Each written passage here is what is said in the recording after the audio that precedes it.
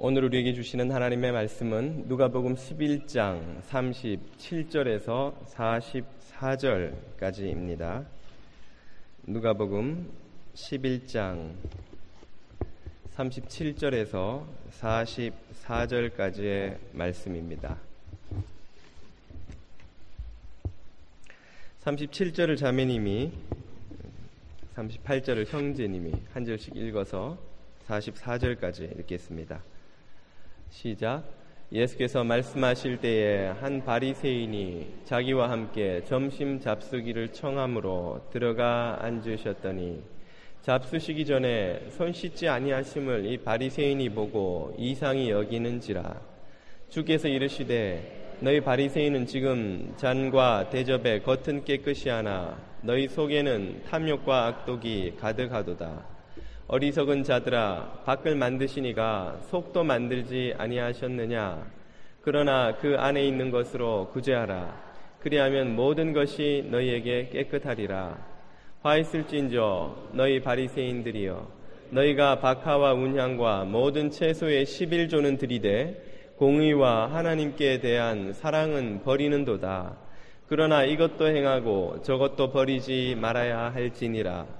화 있을진저 너희 바리새인들이여, 너희가 회당의 높은 자리와 시장에서 문안받는 것을 기뻐하는도다. 화 있을진저 너희여, 너희는 평토장한 무덤 같아서 그 위를 밟는 사람이 알지 못하느니라. 아멘. 제가 신학생으로 신대원을 다닐 때에 한국의 최일도 목사님이란 분께서 사경회를 인도하러 그 학교에 오셨습니다. 최일도 목사님은 청량리 노숙자들에게 밥을 퍼주는 사역으로 유명해지셔서 흔히 밥퍼 목사라는 별명으로 불리기도 하시는 분이지요. 그분이 사경회를 인도하시면서 이런 이야기를 들려주셨습니다. 어느 교회 장로님께서 최일도 목사님에게 자신의 교회에 아주 신실하고 경건한 청년 한 명을 소개하면서 이 청년이 그 사역에 동참하기를 원한다고 소개를 시켜주는 것이었습니다. 최 목사님께서 오라고, 오면 우리야 좋지요, 함께 섬기지요. 그리고는 그 청년을 보내라고 했습니다. 깔끔하게 정장을 차려입은 청년이 한 손에는 성경책을 들고 최 목사님을 찾아와서는 인사를 하더랍니다. 할렐루야, 목사님. 목사님이 좀 첫인상이 어색해서 그래, 청년 어디 목이 아픈가 이렇게 물어봤답니다. 아닙니다. 저는 늘 이렇게 말합니다. 그래, 어쨌건 잘 왔네. 우리 사역에 같이 좀 섬기세. 그리고는 밥을 퍼주는 사역을 함께 시작했는데 아마 그 청년이 하는 일이 영 목사님의 마음에 들지가 않았던 모양입니다. 안 해봐서 그런 건지 하기가 싫었던 건지 영 좀 시원찮아서 최일도 목사님이 옆에 가서 핀잔을 줬답니다. 이보게 청년, 빨리빨리 반찬을 좀 퍼드려야 아저씨들이 옆으로 가서 기다리지 않으실 게 아닌가. 좀 후딱 좀 빨리 좀 해. 그랬더니 그제야 이 청년이 못마땅했었던지 그렇게 속에 있는 이야기를 하더라는 것이죠. 목사님, 저는 늘 교회에서 기도와 성경 공부에 헌신은 해왔어도 이런 허드렛 일은 한 적이 없어서 잘 못하겠습니다. 이런 걸 꼭 해야 됩니까? 그렇게 묻더라는 것이죠. 그 질문을 받고는 그만 최일도 목사님이 폭발해 버렸다고 합니다. 애끼 사람아, 자네 교회는 뭘 경건이라고 가르치는지 모르겠지만 자네는 헛배웠네. 가서 경건이 뭔지 다시 배우고 오게나. 자네가 참 경건하고 신실하다고 장로님이 추천하기에 내가 받았네만 자네는 헛배운 것 같아. 그리고는 쫓아보냈다는 것입니다. 이 이야기를 마치시고는 신학생들에게 최일도 목사님이 도전하셨습니다. 신학생 여러분은 무엇이 참된 경건이라고 믿으시며 이 자리에서 공부하고 훈련받고 계십니까? 도대체 무엇이 참된 경건입니까? 그렇게 질문하셨던 기억이 납니다. 오늘 설교는 최 목사님이 던진 그와 같은 고민을 함께 저희도 나누어 보려고 합니다. 참된 경건이란 무엇입니까? 혹은 참된 거룩이란 무엇입니까? 참 거룩에 이르는 길은 그렇다면 또 무엇입니까? 오늘 본문에 나오는 장면은 예수님께서 한 바리새인의 집에 점심 초대를 받으신 상황입니다. 아마도 예수님은 이 점심 초대가 그리 기쁘지만은 않으셨던 것 같습니다. 예수님은 일부러 식사 자리에 손을 씻지 않고 들어가심으로써 그 바리새인들이 대단히 중요하게 생각하는 정결 규례를 어기셨습니다. 이것은 절대로 실수라고 볼 수 없는데 유대인에게 있어서, 특별히 바리새인, 랍비들 같은 이들에게 있어서 이 정결 규례는 도저히 잊을래야 잊을 수 없을 만큼 중요한 규정이었기 때문에 그렇습니다. 오늘 본문 38절을 보면 그 상황이 이렇게 나오죠. 잡수시기 전에 손 씻지 아니하심을 이 바리새인이 보고 이상히 여기는지라.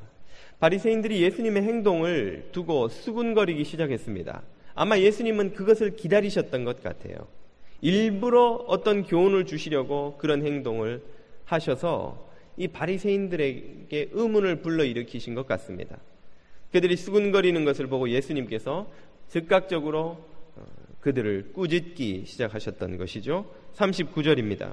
주께서 이르시되 너희 바리새인은 지금 잔과 대접의 겉은 깨끗이 하나 너희 속에는 탐욕과 악독이 가득하도다. 이 잔과 대접은, 잔은 음료를 마시는 컵이겠죠. 대접은 우리로 치면 밥그릇입니다. 지금 점심 식사 자리이니 그 테이블 위에 컵과 밥그릇이 얼마나 많이 차려져 있었겠습니까? 예수님께서 그것들을 들어 비유로 교훈하고 계신 것이죠. 바리새인들의 영성이 바로 그 잔과 대접과 같은 것인데 그들의 영성은 겉만 깨끗이 할 뿐 속을 깨끗이 하지 않는 영성이라고 꾸짖고 계신 것입니다. 겉은 깨끗이 씻은 그릇인데 속에는 아침에 먹은 밥풀, 흘린 김치 국물, 반찬이 눌러붙은 것, 온갖 게 다 그대로 있는데 거기다가 또 밥을 담고 또 국을 담고 또 물을 부었으니 그 지저분해서 그것을 먹고 마실 수 있겠냐는 것이죠. 바리새인, 너희들의 영성은 겉은 깨끗하지만 속은 지저분하기 짝이 없는 그런 쓸모없는 영성이다. 헛된 영성이다. 그렇게 꾸짖고 계신 것입니다. 참된 거룩에 이르기 위해서는 그러므로 겉을 씻는 것보다 더 중요한 것이 있는데 속을 씻는 것이라고 말씀하신 것이죠. 40절, 41절이 이렇게 말합니다. 어리석은 자들아 밖을 만드시니까 육체를 만드신 하나님께서 속도 마음도 만들지 아니하셨느냐. 이 말은 하나님께서 겉에 깨끗한 것만 보시는 것이 아니라 마음의 깨끗함을 무엇보다 중요하게 보신다는 뜻이죠. 41절 그러나 그 안에 있는 것으로 마음으로 너희 마음으로 깨끗하게 하고 구제하라. 그리하면 모든 것이 너희에게 깨끗하리라. 여기서 우리는 참된 영성, 참된 거룩이 무엇인지를 배우게 됩니다. 그것은 바로 우리 속사람이 깨끗해지는 것이죠. 속사람의 깨끗함 없이는 참된 거룩에 이를 수 없기 때문에 그래서 예수님은 산상설교에서 말씀하시기를 마음으로 하는 간음, 마음으로 하는 살인, 또 실제 간음이나 살인이나 다를 바가 없다고 말씀하셨던 것입니다. 이것을 바리새인들은 몰랐기 때문에 그들은 율법주의라는 함정에 빠지게 된 것입니다. 율법주의라는 것은 정신은 잊어버린 채 규정 준수만 경직되게 지키려는 자세를 말하는 것입니다. 정신이 어떻게 되든 상관없이 그 규정을 지키느냐 마느냐가 그들에겐 중요한 것이죠. 이러한 태도는 심판을 불러오는, 저주를 불러오는 태도라고 42절에서 예수님이 이렇게 말씀하셨습니다. 화 있을진저, 이 말은 저주받을 것이다, 이 말이에요. 그렇게 하면 심판받을 것이다. 그대로 계속 살아간다면 심판을 피할 수 없을 것이다 하는 경고이죠. 너희 바리새인이여, 너희가 박하와 운향과 모든 채소의 11조는 들이되, 이 박하와 운향은 조미료입니다. 요리할 때 쓰는. 예수님은 지금 계속해서 이 식사 자리에서, 음식이 눈앞에 차려져 있는 자리에서 그 식사 도구 재료들을 이용해서 비유로 설교하고 계신 것이죠. 참 예수님의 이 티칭 스킬은 탁월함이라는 말로 다 표현할 수 없을 정도로 뛰어나다고 하지 않을 수 없습니다. 이 박하와 운향은 우리로 치면 고춧가루, 소금, 설탕, 다시마 이런 겁니다. 요리할 때 바리새인들은 모든 것에 11조를 드리기 위해서 조미료를 칠 때도 9번을 치고 한 번은 옆에 다른 접시에 탁 쳐둔 거예요. 고춧가루 9번 치고 이쪽에 따로 한 번 쳐둔 겁니다. 그리고 채소의 11조, 음식 재료도 아보카도 9조각 딱 잘라놓고 한 조각은 옆에 딱 잘라놓고, 배추 9포기 다듬고는 한 포기는 따로 딱 해놓고, 된장찌개 9번 떠먹으면 한 번은 딱 떠다가 옆에다 부어놓고, 좀 과장하자면 이 정도로 그들은 철저하게 11조를 드리기 위해서 모든 노력을 아끼지 않았습니다. 겉으로 보이는 행동은 이토록 열심히 규정을 지키려고 노력을 하는 데에 반해 그들의 마음속에는 무엇이 없었습니까? 공의가 없었습니다. 그리고 하나님께 대한 사랑이 없었습니다. 공의와 사랑은 율법의 정신입니다. 율법은 우리에게 하나님을 사랑하게 하도록, 그리고 하나님의 뜻대로 공의롭게, 그러니까 깨끗하게 살도록 하기 위해서 주신 것인데, 그 규정은 다 지키면서 그 정신은 잃어버리고 말았다는 것이죠. 이것은 비유하자면 마치 꽃밭에 잡초를 뽑으랬더니 잡초 뽑으면서 꽃을 다 밟아 죽이는 것과 같습니다. 잡초를 아무리 열심히 뽑으면 뭐합니까? 꽃을 다 밟아 죽이면 잡초를 뽑은 게 무슨 소용이 있겠냐는 것이죠. 규정을 아무리 지켜도 그 규정의 정신을 잊어버렸다면 그건 쓸모없는 노력, 쓸모없는 경건, 아무짝에도 쓸모가 없는 영성이라고 주님이 강조하시는 것이죠. 그렇기 때문에 덧붙이시기를, 그러나 이것도 행하고 저것도 버리지 말아야 할지니라. 이 말은 규정을 열심히 지키면서도 그 정신을 잊어버려서는 안 된다 하는 것입니다. 주님은 이런 율법주의로부터 벗어나려면 공의와 사랑의 정신을 회복해야 된다고 말씀하시는 것이죠. 공의를 회복한다는 것은 우리 안에 있는 정결함을 되찾는 것을 말하는 것입니다. 여러분, 오늘 아침에 교회 오실 때 혹시 지난밤에 주무시던 모습 그대로 옆으로 쏠린 머리를 이렇게 해서 다시 붙이고는 얼굴에 있는 더욱 오일을 그냥 다 가진 채로 오신 분들이 계십니까? 아마 출근할 때, 교회 갈 때, 여러분 반드시 세수를 깨끗이 하고 혹은 샤워를 해서 몸을 깨끗이 씻고 옷을 입고 나가시지 않나요? 그러나 그렇게 씻으려고 노력하는 만큼 우리 영혼에 묻어있는 음란의 찌꺼기들, 탐욕의 오물들, 허영의 더러운 것들을 매일 아침 씻어내고 출근을 하시는지요? 주무시기 전에 하루 종일 온몸에 들러붙은 먼지들을 깨끗이 샤워하고 주무시지 않습니까? 그러나 주무시기 전에 하루 종일 동료에게 품었던 분노, 배우자와 자녀에게 쏟아내었던 미움의 말들, 혹은 친지, 교우들에게 가졌던 불평, 불만, 원망, 시기, 미움, 질투의 마음들을 깨끗이 씻어내고 주무시는지요? 우리가 우리의 몸을, 얼굴을 깨끗하게 씻고 다듬고 화장하고 예쁘게 꾸미는 것에 절반만큼만 우리의 영혼을 꾸미는데, 깨끗게 하는데 노력을 한다면 아마 우리들의 모습은 지금과 비교할 수 없을 정도로 그리스도에게 가까이 간 모습이 되어 있었을 것입니다. 율법의 정신인 공의를 회복하라. 이것은 우리 속사람을 깨끗하게 하라 하는 것입니다.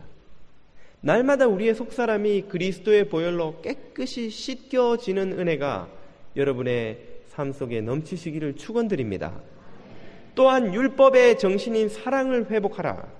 사랑은 모든 율법의 고울, 목표입니다. 사랑을 위해서 우리가 율법을 행하기도 하고 행하지 않기도 하는 것이죠. 이것은 비유하자면 야구 선수가, 타자가 공을 치기 위해서 배트를 휘두르는 것과 같습니다. 여러분, 이 방망이를 휘두르는 타자가 공을 봅니까? 방망이를 봅니까? 잘 휘둘러야지 생각하고 방망이를 보면서 휘두르는 타자가 혹시 있나요? 아무리 방망이를 열심히 봐도 백발백중 공을 못 칩니다. 공을 보면 저절로 방망이는 따라 나가서 공을 맞추게 되어 있지요. 이와 같은 것입니다. 율법을 행할 때는 율법의 목표인 사랑의 성취를 바라보고 율법을 행해야 하는 것이죠. 율법 자체를 하느냐 안 하느냐가 중요한 것이 아닙니다. 그것을 하는 것이 사랑을 이루느냐, 하지 않는 것이 사랑을 이루느냐가 중요한 것이죠. 그래서 많은 교우들이 목사에게 물어보는 내용이, 목사님 이거 해도 됩니까? 이건 해도 안 됩니까? 이런 건 되는 건가요? 저런 건 안 되는 건가요? 목사가 정확한 답을 못 줄 때가 대단히 많습니다. 왜냐하면 첫째는 그 상황을 정확히 모르고요. 그보다 더 중요한 것은 그 사람의 마음속에 뭐가 있는지 모르기 때문입니다. 그 사람이 사랑으로 행할 때는 하는 것이 사랑일 수도 있고 안 하는 것이 사랑일 수도 있습니다. 그 안에 있는 목적, 의도, 구하는 바가 무엇이냐가 더 중요한 것이지, 그 행동을 하느냐 안 하느냐는 그렇게 중요한 것이 아니고, 그것은 상황에 따라 얼마든지 달라질 수 있다는 것을 우리가 깨달아야 하는 것입니다. 공의를 회복하라, 사랑을 회복하라 하는 말씀은 이 정신을 따라 구하면 율법의 요구들이 다 이루어진다 하는 뜻이지요. 이러한 지혜가 저와 여러분 안에 있기를 축원드립니다. 율법주의에는 반드시 그 율법주의에 숨겨진 아주 무서운 욕망이 있습니다. 사실은 이것 때문에 율법주의가 생기는 것이라고 해도 과언이 아닐 텐데요. 그 욕망을 43절은 이렇게 말합니다. 화 있을진저, 역시 경고주요, 저주입니다. 그렇게 살면 저주받는다. 그 길을 돌이키지 않으면 망한다, 이런 뜻이죠. 너희 바리새인이여, 너희가 회당의 높은 자리와 시장에서 문안받는 것을 기뻐하는도다. 이것이 바로 율법주의에 숨겨진 의도입니다. 사람들이 왜 율법주의에 빠질까요? 이렇게 되려고 하기 때문에 빠지는 겁니다. 이 구절을 오늘날의 표현으로 바꾸면 이런 것이죠. 교회의 높은 직분과 직장에서 인정받는 자리에 올라가고 싶어하는 마음입니다. 여러분 혹시 동창회나 동문 모임 혹은 어쩌다 한국 가실 때 그런 마음을 품어보신 적은 없나요? 내가 크게 성공해서 동창들 앞에 딱 나타났을 때 동창들이 다 와 부러워하면서 동기들, 선배들, 후배들이 다 나를 우러러보는 그런 위치, 그런 성공 혹은 그런 금이환영, 이런 것을 좀 내가 해봐야 할 텐데, 아니면 그런 상상을 하면서 동문회나 한국을 한번 방문하거나 혹은 사람들 모이는 자리에 가는 그런 마음을 품어보신 적은 없으신지요? 그런 생각을 해보신 분들은 지금 마음으로 한번 손들어 보십시오. 273분쯤 되는군요. 예. 목사가 되면 그 정도는 영안으로 볼 수 있습니다. 우리들 마음속에 그런 욕망이 있습니다.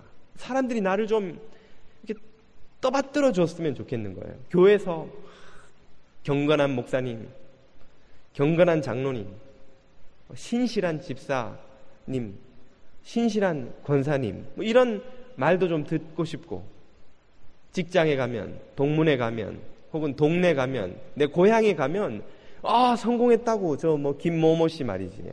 어떻게 미국 가더니 그렇게 성공해서 왔냐고 막 부러워하는 사람들 앞에서 내가 딱 지갑을 열어서 오늘 저녁 내가 쏠게. 딱 이렇게 수표 몇 장 날리고, 그리고는 내가 딱 타고 간 차를 보고 사람들이 어떻게 그런 차를 타냐고 부러워하는 걸 보고, 이건 뭐 이 애가 타던 거 내가 잠시 놀고 왔는데, 그러니까 내 차 마침 뭐 술이 들어가서 말이야 뭐 이러면서 이렇게 사람들 앞에서 좀 높임을 받는, 성공한 사람의 좀 아이콘이 되는 그런 욕망들이 우리 안에 없냐는 것입니다. 있다는 거예요. 그게 지금 바리새인들도 그들이 율법주의에 빠진 이유가 바로 그겁니다. 왜 사람들이 겉을 깨끗하게 할까요? 이스라엘에서 이 종교가 삶 전체를 지배하는 사회에서는 종교적으로 신실하다는 평보다 더 큰 칭찬과 인정이 없기 때문에 그렇습니다. 이 말은 오늘 우리말로 하자면 이 사람은 똑똑하고 성격 좋고 집안 좋고 키 크고 잘생기고 8등신에다가 뭐 S라인에 뭐 학벌도 좋고 이 완벽한 엄친아, 완벽한 엄친딸인 거예요. 여러분, 엄친아 엄친딸이 뭔지 아시죠? 귀 있는 자는 들을지어다. 엄마 친구 아들, 뭐 용서하십시오. 시간이 가더라도 어르신들을 위해서 좀 해설을 해야 될 것 같은데, 엄마 친구 아들, 엄마 친구 딸 완벽해요. 항상 엄마 동문회에는 그렇게 완벽한 아들, 딸만 둔 엄마 친구들이 많은지, 하여튼 완벽한, 이게 지금 사람들 마음속에 있는 욕망입니다. 이 욕망 때문에 사람들이 율법주의에 빠지는 거예요. 이 욕망 때문에 사람들이 자꾸만 자기 겉을 꾸미려고 하는 거예요. 왜 그리스도인들이 신앙생활이 어렵게 느껴질까요? 예수님은 분명히 수고하고 무거운 짐진 자들아 다 내게로 오라. 내가 너희를 더 힘들게 하리라? 아니, 쉬게 하리라 그러셨거든요. 쉬게 하리라 그랬는데 분명히 예수 처음 믿을 때는 정말 쉬웠고 행복했고 좋았는데 언제부턴가 나도 모르게 신앙생활이 자꾸 무거운 짐처럼 느껴질 때가 있습니다. 왜 그럴까요? 바로 이 욕망 때문에 그렇습니다. 이 욕망 때문에 사람들이 하나님 앞에서 신앙생활을 하는 것이 아니라 사람들 앞에서 신앙생활을 하기 때문인 것이죠. 사람들이 나를 어떻게 보냐? 사람들에게 어떤 평판을 받을 것이냐? 사람들이 좋아하는 행동은 뭐고 싫어하는 행동은 뭐냐? 그걸 의식하면서 신앙생활을 하다 보니까 이 생활이 하나하나가 다 짐인 것이에요. 왜냐하면 사람들은 만족시킬 수 있는 이 방법이 없거든요. 사람들의 변덕은 뭐 아침 다르고 저녁 다르고 밥 먹기 전 다르고 밥 먹은 후 다르고 화장실 들어가 손 씻기 전 다르고 손 씻은 후 다르고, 사람들은 만족시킬 방법이 없습니다. 그래서 우리의 신앙생활이 무거운 짐이 되는 것입니다. 여기서 자유로워지는 유일한 길은 하나님 앞에서 신앙생활하는 원래의 자세로 돌아가는 것입니다. 우리의 옳고 그름을 판단하실 수 있는 유일한 분은 하나님밖에 없는 거예요. 하나님만이 우리 마음 중심을 보시고 네가 옳다 그르다를 판단하실 수 있는 분입니다. 사람의 판단을 의지하는 한 우리는 이 무거운 짐을 벗을 수가 없는 것입니다.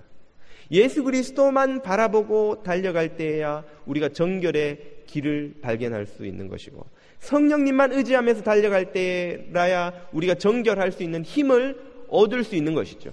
그러므로 여러분, 이 자유를 누리시기를 축원드립니다. 사람들의 평판과 인정과 시선으로부터 자유로워지시고 대신 하나님이 나를 어떻게 보는가 그것만을 염려하십시오. 그러면 자유로워집니다. 하나님을 두려워하는 사람은 사람을 두려워하지 않게 됩니다. 하나님을 의식하는 사람은 사람을 의식하지 않게 됩니다. 우리가 왜 사람이 두렵고 사람이 의식이 되고 사람의 시선이 자꾸 신경이 쓰일까요? 하나님을 의식하지 않기 때문에 그렇습니다. 불꽃 같은 눈으로 우리를 지켜보고 계시는 하나님의 시선을 무시하면 그 자리를 사람들의 시선이 채우는 겁니다. 김 목사 저 사람 어떻게 된 사람이야? 이런 시선이 자꾸 의식이 되는 것은 그만큼 우리가 하나님을 의식하지 않고 있다는 뜻이죠. 아침 저녁으로 우리가 새벽 기도를 하는 이유가 무엇이고 큐티를 하는 이유가 무엇입니까? 기도를 하는 이유가 무엇입니까? 우리의 시선을 자꾸만 하나님께로 돌리려고 하는 것이죠. 그러면 거기에 자유가 있습니다. 진리를 알지니 진리가 너희를 자유케 하리라. 예수님이 주시는 이런 진리가 주시는 이런 자유를 누리시기를 축원드립니다. 율법주의는 무서운 이유가 또 하나 있는데요. 그것은 율법주의가 전염성이 강하기 때문입니다. 율법주의는 정말 전염이 잘 됩니다. 한 사람이 율법주의적인 모습으로 신앙생활을 하면, 특별히 이제 저 같은 목사 같은 교회 지도자들이 율법주의적인 방식으로 신앙생활을 하면 그 파급력은 더 커집니다. 예수님은 44절에서 이렇게 말씀하셨습니다. 화 있을진저 너희여, 너희는 평토장한 무덤 같아서 그 위를 밟는 사람이 알지 못하느니라.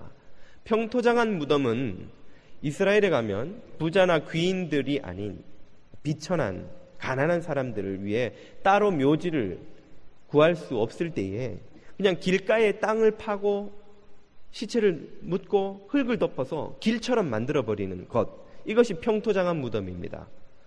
그렇기 때문에 이 무덤은 언뜻 봐서는 무덤이라는 걸 알 수가 없어요. 비석도 없고 뭐 이렇게 분봉이라고 합니까? 이런 봉우리도 세워놓지 않고. 근데 유대인들에게 대단히 중요한 것은 정결법인데 시체나 무덤과 접촉하면 그런 사람은 부정해집니다. 즉시로. 그래서 이 사람이 예배를 드리려면, 제사를 하려면 반드시 율법에 규정된 주검을 만진 사람이 치러야 하는 제사의식을 제사장에게 가서 치르고 나서야 그 성전에 들어갈 수가 있습니다.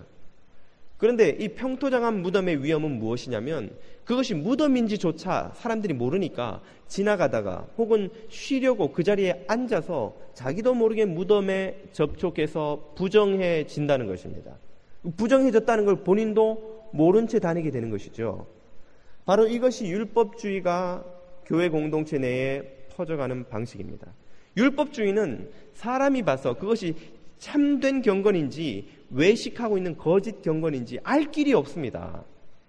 그 사람이 기도하면서 할렐루야 이렇게 홀리 보이스를 내는 게 정말 간절한 호소에서 나오는 것인지, 아니면 옆에 있는 김 집사를 의식해서 할렐루야 하고 있는 것인지 알 길이 없는 거예요. 사람은. 그런 사람이 높은 신앙심을 가진 신실한 사람으로 공동체에서 칭송을 받다 보면 그걸 보고 있는 사람들이 자기도 모르게 그 신앙 방식을 쫓아갑니다. 그게 율법주의인지도 모르고 쫓아가는 거예요. 그 사람이 하는 행동, 말투, 언행, 특정한 봉사, 이런 것들을 자꾸 쫓아하다 보면 자기도 모르게 율법주의에 전염이 되어 부정해지는데, 문제는 자기가 그렇게 되었다는 사실을 모른다는 것이죠. 이것은 무서운 공동체를 파괴하는 것이기 때문에 예수님은 강력하게 제자들을 경고하기를 바리새인과 사두개인들의 누룩을 조심해라 그랬습니다. 유대교를 장악해버린 이 율법주의의 누룩이 너희 초대교회 공동체에 침투하지 못하도록 강력하게 경고하신 것이죠.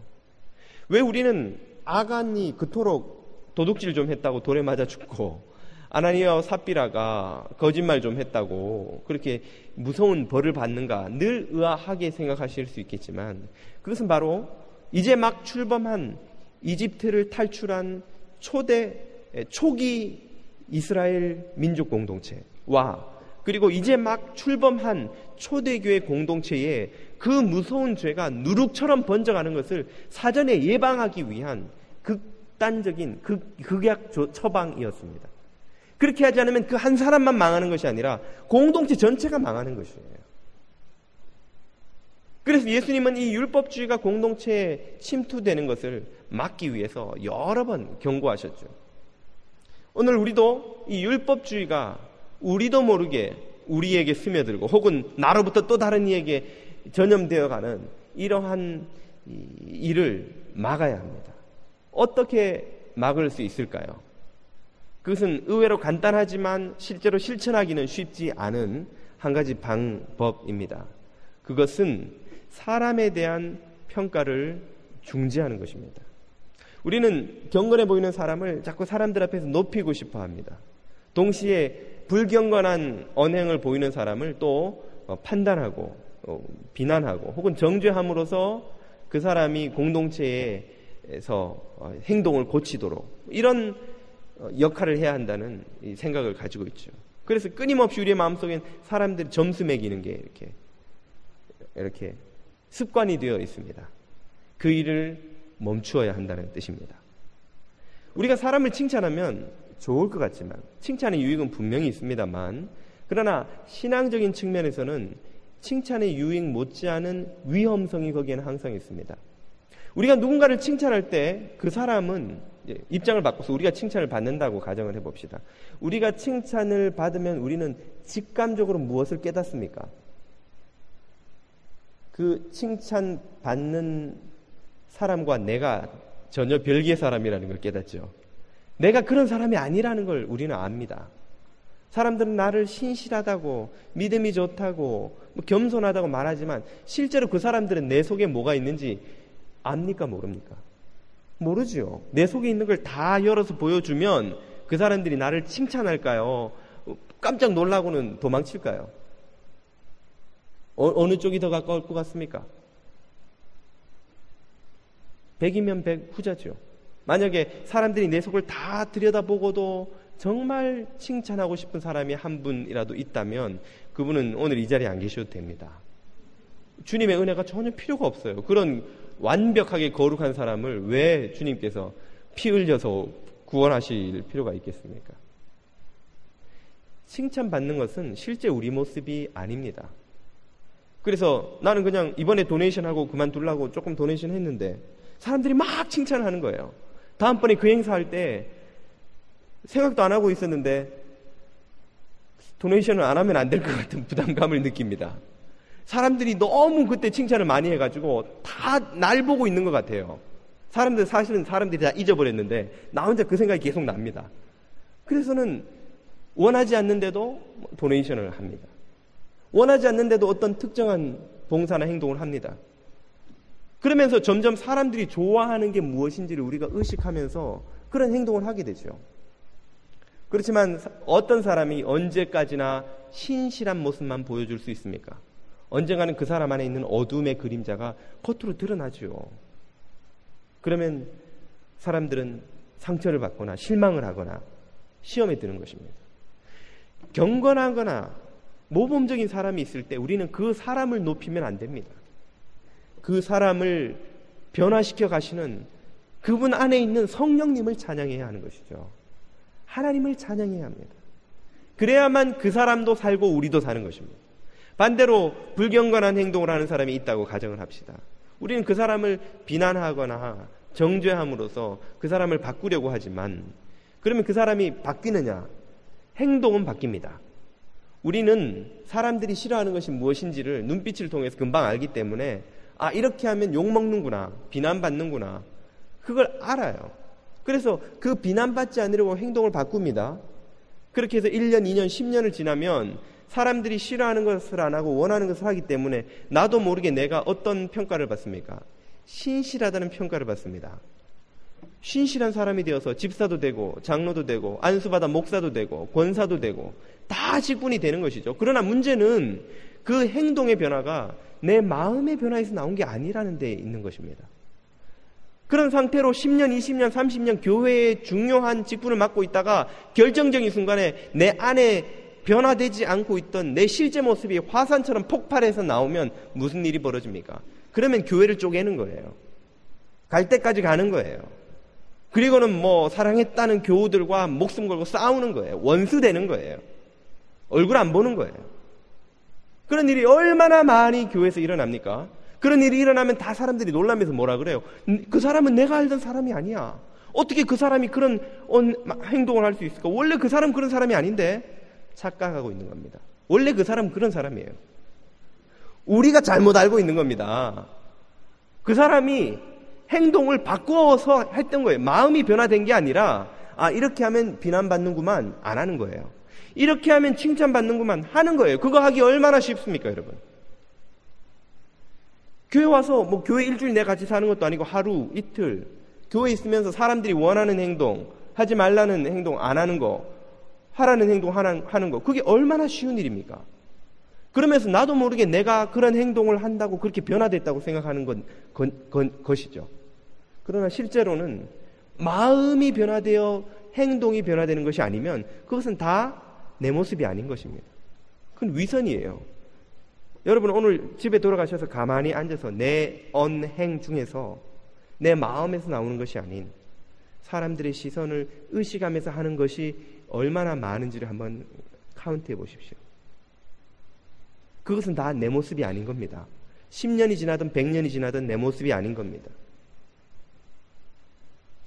우리가 서로가 서로에게 계속해서 점수 매기고 사람을 높이고 혹은 사람을 낮추고 하는 일을 멈추지 않는 한 이런 일은 교회 안에서 계속됩니다. 율법주의는 계속해서 교회를 장악하고 떠나지 않습니다. 그래서 30년, 40년 신실하게 신앙생활 한 사람이 교회를 깨고 원수되고 도둑질하고 온갖 일을 터뜨리는 일들이 한국교회는 언제까지나 사라지지 아니할 것입니다. 무엇을 멈추지 않는 한 우리가 우리 스스로를 서로가 서로를 판단하고 정죄하고 점수 매기고 비난하고 등급 매기는 일을 멈추지 않는 한 우리를 나든 형제든 자매든 평가할 수 있는 유일한 분은 하나님 한 분밖에 없습니다. 그래서 신실해 보이는 형제가 보이면 그분 안에서 역사하는 하나님을 찬양해야 됩니다. 실패하고 넘어지는 형제가 있으면 그분마저도 긍휼히 여기고 놓지 않으시고 변화시켜 가실 주님께 그를 맡겨야 합니다. 기도해야 합니다. 주님께 그를 맡겨야 합니다. 그를 위하여 중보하여야 합니다. 주님께서 그 모든 관계 속에서 역사하시도록 맡겨드려야지 주님의 자리는 온데간데 없고 사람이 사람을 높이고 사람이 사람을 판단해서 점수 매기고 높이고 서로 높이고 서로 깎아내리고 하는 일들이 멈춰지지 않는 한은 교회 안에서 율법주의가 사라지는 것은 요원한 일입니다. 우리가 재판장의 자리에 앉아서 이 교회는 몇 점, 이 집사는 몇 점, 저 목사는 몇 점, 저 장로는 몇 점, 이런 일을 멈추지 않는 한은 우리는 끊임없이 율법주의를 만들어내고 또 율법주의에 전염되고 율법주의에 노예되어 서로 갇혀 살아가는 그런 상태를 벗어날 수가 없다는 것이죠. 그러므로 우리 안에 있는 율법주의가 발붙이지 못하도록 성령의 불길로 다 불태워버려야 됩니다. 주님의 성령이 직접 역사하시도록 그분께 맡겨드리고 우리가 스스로 재판장 되려는 자리에서 내려와서 주님께서 판단하시도록 주님께 맡겨드리는 겸손함 없이는 이 율법주의가 교회를 공격하는 것을 막을 수가 없는 것이죠. 오늘 저와 여러분 안에 있는 간절한 소망이 있다면 무엇입니까? 혹시 집을 사시는 건가요? 더 큰 집으로 바꾸는 것입니까? 좋은 차로 바꾸고 아들 아이비리그에 보내고 딸 웨스트포인트에 아니죠. 딸은 딸도 갈 수 있죠. 요즘은 하여튼 딸도 아이비리그 보내고 이런 것들이 우리 안에 소망이 되고 계획이 될 수 있지만 그 무엇보다도 우리 안에 그리스도를 담고자 하는 간절한 소망이 없다면 경건에 이르는 길에서 우리는 성장해 가지 못합니다. 여러분, 우리가 다 원하는 것을 우리가 얻게 되어 있습니다. 우리가 주님 닮기를 간절히 원하지 않는데 주님처럼 변화되어가는 기적이 일어날 수 있을까요? 주님이 주고자 하는 은혜의 선물에 관심이 없는데 우리 안에 그 은혜가 역사하는 그런 일들이 있을 수 있을까요? 저와 여러분의 마음속에 예수 그리스도 닮고자 하는 소망이 불타오를 수 있기를 축원드립니다. 그래서 참된 경건, 참된 거룩에 이를 수 있게 되시기를 축원드립니다.